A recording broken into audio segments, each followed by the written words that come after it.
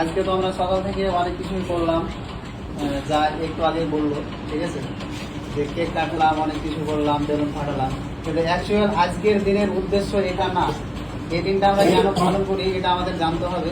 তো ভারতের আমরা এই দিনটা পালন করি ভারতের দ্বিতীয় উপরাষ্ট্রপতি এবং একজন মহান শিক্ষক ডাক্তার সর্বপল্লী রাধাকৃষ্ণনের জন্মদিন উপলক্ষে আমাদের এই দিনটা সকল শিক্ষকদের শ্রদ্ধা জানানোর জন্য এই দিনটা পালন করা হয়।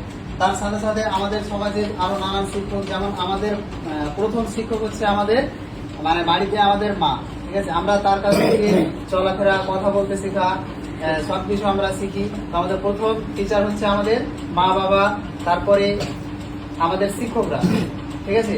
এদের সবাইকে সম্মান জানাতে হবে। শুধু আজকের দিনে সম্মান জানালে হবে না, সারা মানে সব দিনেই সম্মান জানাতে হবে, ঠিক আছে।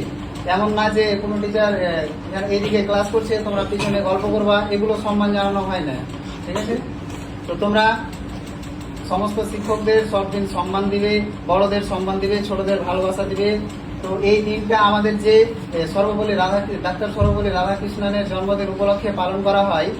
তো তার ছাত্ররা বলেছিল যে আপনি একজন এত বড় শিক্ষক আর ভারতের উপরাষ্ট্রপতি, তো আমরা আপনার জন্মদিনটিকে আমরা পালন করতে চাই। তো তিনি বলেছিলেন যে আমার জন্মদিন শুধু পালন করলে আমাকে সম্মান জানানো হবে। তো আমার জন্মদিনে তোমরা এক কাজ করতে পারো, সমস্ত শিক্ষক জাতির উদ্দেশ্যে আমার জন্মদিনটাকে শিক্ষক দিবস হিসাবে পালন করতে পারো। তো সেই থেকে 1962 সালের 5ই সেপ্টেম্বর প্রতি বছর আমাদের ভারতবর্ষে শিক্ষক দিবস পালন করা হয়ে থাকে। ঠিক আছে, আমি এখানে আমার বক্তব্য শেষ করলাম। ধন্যবাদ।